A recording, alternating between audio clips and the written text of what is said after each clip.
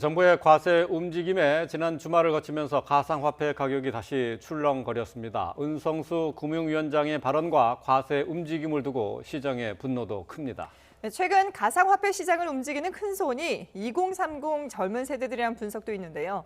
청년들이 가상화폐 시장에 뛰어드는 원인, 또 이들의 소비 문화를 두고 우려의 목소리도 큽니다. 정철진 경제평론가와 함께 자세히 들여다보겠습니다. 안녕하십니까? 네, 안녕하세요. 자, 먼저 코인 열풍부터 좀 살펴보도록 하겠습니다. 네. 지금 아주 열풍이 불었었는데 찬물을 뒤집어 썼어요. 은성수 금융위원장의 발언으로 코인 시장이 크게 위축되고 있죠. 네, 아직까지 거래량이나 뭐 이런 것들에서 특별하게 뭐 전과 달라졌다라는 것은 이제 파악될 수가 없고요. 일단 코인 시장이 지금 현재 국내만의 열풍이라기보다는 또 전 세계적으로 하나의 이제 트렌드로 형성돼서 가고 있다라는 네. 점 말씀드리고요. 네. 다만 이제 공교롭게도 은성수 금융위원장 발언 이후에 뭐 이런저런 악재들이 복합되면서 가격이 이제 크게 떨어졌던 이제 그런 상황들이 있습니다. 그래서 이제 지금부터 어떤 가격 흐름들이 나타나는가를 좀 주의 깊게 봐야 되겠다라고 말씀을 좀 드리고요. 2030의 이제 그동안의 패턴을 좀 보면 네. 실은 작년에는 거의 이제 주식 쪽에 많이 이제 네. 올인을 했었습니다. 이제 주식이 그때까지만 해도 소위 말한 변동성도 상당했었고요. 예. 갖고만 있었으면 버티기만 했으면 이제 예. 가격이 계속 오르는 그런 흐름이었었는데 여러분들도 이제 잘 알다시피 올해 작년 말 연초부터 주식시장이 완전히 멈춰 있었거든요. 거의 3개월 내에 뭐 박스권 내지는 조금씩 하락하고 특정 업종은 기대했던 것과는 다르게 크게 하락을 하면서 2030이 어쨌든 부동산은 들어갈 수가 없으니까요. 그럼 결과적으로 그 다음 대안을 눈여겨봤는데 역시 암호화폐 시장이었고 때마침 뭐 일론 머스크의 호재라든가 이런 것들이 있으면서 가격이 뭐 상상 초월로 폭등을 이제 하게 되면서 네. 이걸 바라보면서 더 많은 이제 2030이 뛰어드는 이제 이런 흐름이 나왔던 것 같습니다. 예.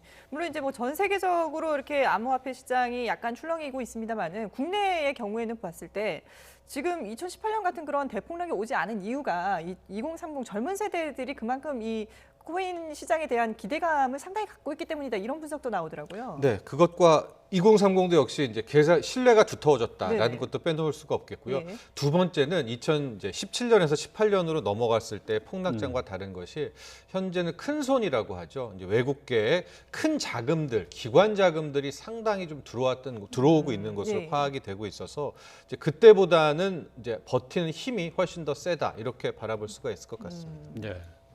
지금 뭐 투자의 뭐 특이한 움직임이라고 할까요? 좀 뭐 잠시 언급을 해주셨습니다만 20대, 30대가 뭐 주충을 이루고는 있지만은 그 외에 40, 50대도 역시 코인에 관심이 있고 투자도 또 적극적으로 하고 있는 편으로 나타났어요. 그렇습니다. 이제 최근에 워낙 SNS도 발달이 되고요. 또 한 달간의 언론들을 좀 보면 코인을 통해서 인생 역전한 사람들의 뭐 네. 릴레이 인터뷰 이런 것들이 굉장히 많이 나왔습니다. 그렇죠. 그래서 네. 2030이 주축을 이루고 있습니다. 전체 계좌 중에 한 60% 정도는 코인 투자자 실명이 확인된 계좌입니다. 예.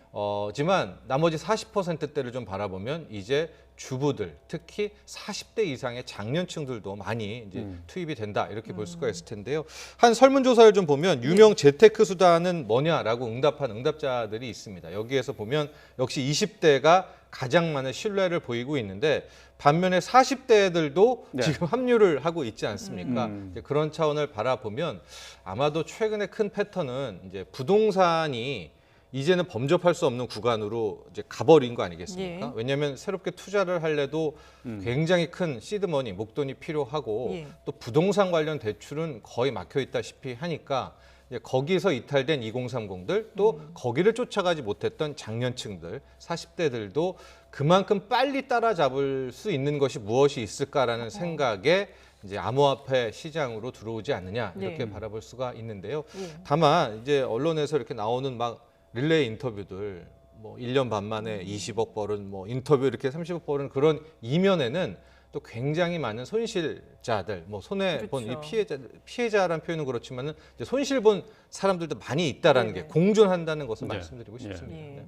그러니까 이렇게 지금 투자 열풍이 불고 있고 암호화폐 시장에 많은 사람들이 이제 뛰어들고는 있습니다만은 기관도 뭐 뛰어들어서 이렇게 그만큼 자금력이 있다고는 하지만 그래도 국내외 금융계 인사들은 아직까지는 이 가상화폐에 대해서 상당히 좀 부정적으로 보고 있는 게 사실이잖아요. 그렇습니다. 이제 당국자들, 금융 당국자들이라고 하면 우리가 크게 두 가지를 볼 수가 있겠죠. 각국의 중앙은행에 그러니까 실제적으로 화폐를 발권하는 기관들과 네. 그것에 있는 이제 정부 쪽에 재무부 사이드인데요. 말씀하셨다시피 전 세계 어떤 금융 당국자들도 거의 한 목소리를 내고 있습니다. 일단 은성수 금융위원장 발언은 뭐 지난 주말부터 워낙 뜨거웠기 때문에 네. 이야기하는 것이고요. 은성수 위원장은 이제 투자 손실을 혹은 이제 피해자 보호를 할 수가 없다라는 차원이었었고요. 그밖에 제롬 파월 미 연준 의장은 뭐 세계 중앙은행의 수장이라고 할 수 있겠죠. 예. 여러 차례 암호화폐에 대한 이야기를 하고 있습니다. 일단은 암호화폐, 가상화폐는 투기 수단이라고 하는 것이고요. 달러화 혹은 화폐라는 기능, 이 결제의 지위까지는 오르지 못할 것이다라는 이야기들을 뭐 세 차례, 네 차례 하고 있고요. 미국에서는 또 정부 사이드의 자넷 옐렌 재무장관도 비슷한 이야기들 언제 규제할지 모른다는 얘기를 하고 있고요. 우리 쪽에서는 이주열 하는 총재가 한 2회 이상을 얘기하고 있죠. 내재 가치를 자신은 찾아볼 수가 없을 것 같다. 그래서 화폐로서의 기능, 지급이라든가 결제에는 제약이 많을 것이다. 이런 얘기도 했고요. 최근에는 저 구겐하임 파트너스의 CIO, 이제 그동안에 암호화폐에 대해서도 많은 비전을 제시했던 사람이기도 한데요. 단기 조정을 뭐 예측하는 목소리도 나옵니다. 이제 저분 같은 경우에는 이제 앞서와는 좀 결이 다른 것이 암호화폐를 부정하는 것이 아니라 최근에 가격이 이제 버블권으로 예. 과매수를 넘어선 구간으로 왔다라고 해서 이제부터는 조정을 조심해야 된다라는 이제 가격 측면에서의 경고의 목소리가 나오고 있고요. 예. 여기에서 이제 미국발 자본이득세 이야기가 굉장히 크지 않습니까? 기존에 100만 달러 이상의 이제 뭐 주식이든 뭐든 차익을 올린 사람에 대해서 기존에 20%대였던 걸 이제 거의 40%에 육박한다는 이제 그 세율 인상 소식이 좀 코인 쪽에서는 코인은 더 할 거야, 뭐 네. 50%일 거야, 뭐 80%일 거야 이런 루머까지 섞이면서 역시 지금에 나오는 조정은 미국발 자본이득세 인상 소식 여기에 네. 뭐 국내에서는 역시 금융위원장 뭐 이런 이야기들이 더 덧붙여지지 않았는가 이렇게 바라보고 있습니다. 그렇군요. 뭐 조금 전에 전해드렸습니다만은 김부겸 국무총리 후보자 같은 경우는 이제 출근하면서 기자들과 만나서 한 얘기 가운데 네. 이제 가상화폐 문제에 대해서는 많은 준비가 필요할 것 같다라고 얘기를 했어요. 이제 인사청문회에서 이와 관련된 이제 질문이 나올 것을 예상하고 준비를 하고 있다는 얘기인데 말이죠. 네. 정부에서도 이제 입장을 명확하게 좀 밝혀야 될 것 같아요. 그렇습니다. 오늘 저도 발언 내용을 봤더니 많은 준비를 하고 있겠구나. 네. 왜냐하면 거의 불보듯 뻔하지 않겠습니까? 네. 예, 질문이 청문회에서 아마 이 가상화폐 문제로 가게 될 것 같은데요. 네. 그래서 예. 아마 예. 그 부분들을 준비했던 예. 것 같습니다. 네. 뭐 주말 동안에 많은 예상이 있었습니다만은 결국 그 예상대로 윤여정 씨가 수상을 하게 됐습니다. 자, 계속해서 이제 코인 얘기 좀 해보겠습니다. 자, 정부의 이제 입장이 이제 이번에 이제 김부겸 총리 후보자의 청문회에서 어느 정도 이제 정리가 될 거라고 이제 예상을 할 수 있겠죠? 네, 저도 조심스럽게 그렇게 기대를 하고 있습니다. 일단 오늘 기자들이 몰렸을 때는 첫 번째로는 이제 좀 더 준비하겠다는 이야기와 함께 우선은 은성수 금융위원장을 이제 좀 이해한다라는 네, 좀 예. 감싸는 발언이었습니다. 아마 그 발언이 이제 더 이상의 피해자들을 하지 말고 특히 너무 예. 과열 국면이기 때문에 그것을 시킬 필요가 있지 않았겠느냐라는 발언이었다고 이야기를 했는데요. 네. 그 다음 모습들을 좀 보면 이번 청문회에 어느 정도 본인의 입장, 나아가서는 정부의 입장을 정리해서 밝히지 않겠는가 예. 이런 기대감이 나오고 있습니다. 특히 지금 보면 여당 의원들도 상당히 지금 이 코인 시장에 대해서 암호화폐 시장에 대해서 아무 소극적으로라도 뭐 입법이라든가 이런 것들을 주장하는 분들이 며칠 새에 지금 엄청 많이 네. 늘어나고 있습니다. 예, 아마 예, 예. 이런 분들과 좀 발을 맞추지 않을 것인가. 그래서 이번 청문회에서 여러 가지 김부겸 총리 후보자의 이슈들이 나오겠지만은 과연 향후 이제 문재인 정부 마지막 기간 동안에 이 암호화폐에 대한 부분들을 어떻게 정리할 것인가에 네. 대해서도 아마 입장 표명이 되지 않을까 기대하고 있습니다. 네. 어쨌든 뭐 금융당국이나 제도권에서는 가상화폐 시장을 아직까지는 부정적으로 보고 있지만 많은 코인 전문가들 같은 경우에는 이게 시대의 흐름이기 때문에 어쩔 수 없이 앞으로는 이제 인정을 해야 될 거다. 오히려 이걸 이제 양성화시키는 것이 더 중요하다 이런 얘기들을 하고 있는데요. 네. 어느 정도나 좀 가능성이 있을까요? 그러니까 거의 세 가지 시선이 있다고 보면 됩니다. 첫 번째 시선은 이것은 허구고 사기고 이제 내재 가치도 없고 네. 그래서 아예 강력하게 규제를 해야 된다라는 이제 시선입니다. 가령 네. 인도라든가 이제 터키 쪽에서는 거의 이제 불법화하는 이제 그런 움직임들이 있고요. 정반대 사이드에서는 이제 이야기하신 것처럼 그렇지가 않다. 이것은 블록체인 기술의 한 단면인 것이고 여기서부터 무한한 부가가치가 나올 수 있고 먼저 선점을 하는 데에서 더 많은 차세대 산업의 성장 동력을 찾을 수가 있다 하고 미국에서 이렇게 저렇게 당국자들은 규제를 하지만 나스닥의 버젓이 코인베이스라는 암호화폐 거래소를 상장시켜 준 예. 것을 봐라. 이게 이제 속내가 있는 것이다라는 이제 시선이 있고요. 그 이제 중간 시선은 무엇이냐? 현재 이게 가치가 있는지 없는지도 모르겠고 미래 산업이 또 될 수도 있을 것 같고 그러나 이 중기적, 단중기적으로 좀 보면 분명히 하나의 투자 상품, 투자처로 자리 잡은 것은 맞지 않느냐. 네. 뭐 한국뿐만 아니라 전 세계적으로 이미 뭐 시가총액이 2조 달러를 넘어섰으니까요. 그렇다면 양극단을 배제하고서라도 적어도 지금 정도에 형성된 어떤 투자 상품 시장 정도에 걸맞는 보호, 걸맞는 규제, 걸맞는 입법은 필요하지 않겠느냐라는 이제 중립적인 시선이 있는데요. 예. 저도 이게 정말 가치가 있는 건지 아니면 이게 불법화해야 되는 건지는 판단할 수 없으나 이미 현상만을 놓고 보면 큰 틀에서의 뭐 주식, 부동산, 그림, 골동품 금에 버금가는 하나의 투자 자산 시장이 돼버리지 않았었습니까? 그렇다면 어느 정도의 이제 후행적인 이제 제도화는 필요하지 않겠느냐라는 생각 좀. 네.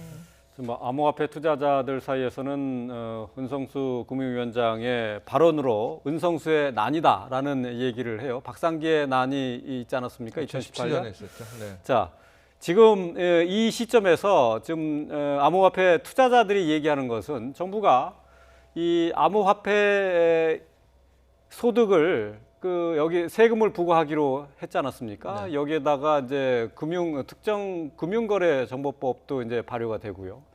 근데 제도권에 들어와 있지 않으면서 이제 지금 과세를 한단 말이죠. 여기에 대한 불만인데 말이죠. 정부에서는 이거를 그럼 합법적인 금융 테두리 안에, 금융거래 테두리 안에 둘 수 있느냐? 여기에 대해서는 어떤 논의가 있습니까? 그렇습니다. 현재 정부가 하고 있는 것은 이제 소득세법 개정안을 통해 가지고 세법 개정안이죠. 이걸 기타 소득으로 간주를 했습니다. 그래서 2022년 이후부터 발생하는 이제 수익, 소위 말하는 암호화폐를 통한 수익에 대해서는 250만 원 공제 이후에 20%, 여기에 이제 지방세까지 하면 22%를 매겨지게 되는 그 법이 하나가 있고요. 두 번째로 제안하는 것이 가상화폐 특근법, 특정금융정보법이라고 해서 일단은 말씀하신 것처럼 실명 계좌 확인된 거래소 연계 계좌만 인정한다라는 이제 두 가지 정도로 충분하다는 입장입니다. 예. 반면에 이제 코인 투자자들은 세금도 일단 많다. 주식도 5천만 원인데 왜 이상 공제를 해주는데 암호화폐는 250만 원이냐라는 것뿐만이 아니라 실질적으로 거래소 부분에 있어서 그러면은 은행에 맡기지 말고 당국이 이러한 거래소들의 조건, 이러이러한 것을 지키지 않았을 때 뭐 해킹에 대한 우려라든가 뭐 콜드 월렛을 뭐 누가 준비를 해준다라든가 전자지갑에 이런 것들을 어느 정도 그것까지만 좀 규정해 달라라는 네. 이제 그 정도의 문제인 거거든요. 근데 예. 정부는 여기서 한 발만 더 나가게 된다면 이제 두 개의 화폐를 인정하게 된다. 아마 그런 딜레마에 빠지는 것 같습니다. 즉 한국은행을 통한 원화라는 화폐가 네, 있는데, 법정 화폐가 네, 있고. 법정 화폐가 예. 있는데 이것을 또 인정하게 될 시는 스스로 자기 모순에 빠진다라는 이제 그런 아마 생각 속에서 더는 입법을 나가지는 않고 있는데 아마 이번에 김부겸 총리 후보자가 네. 그런 것들을 피해갈 수 있는 네. 어떤 우회적인 제도, 우회적인 뭐 피해자 보호 장치 정도의 뭐 아이디어를 준비해 오고 나온다면 상당히 이제 고무적일 것으로 보고 있습니다. 예. 어쨌든 지금 뭐 코인 시장 여러 가지 우려의 시선 또 기대감 이런 것들이 이제 엇갈리고 있는 그런 상황인데요. 앞으로 어떤 정책이 나올지 좀 지켜봐야 될 것 같습니다. 네, 지금까지 정철진 경제평론가와 함께했습니다. 잘 들었습니다.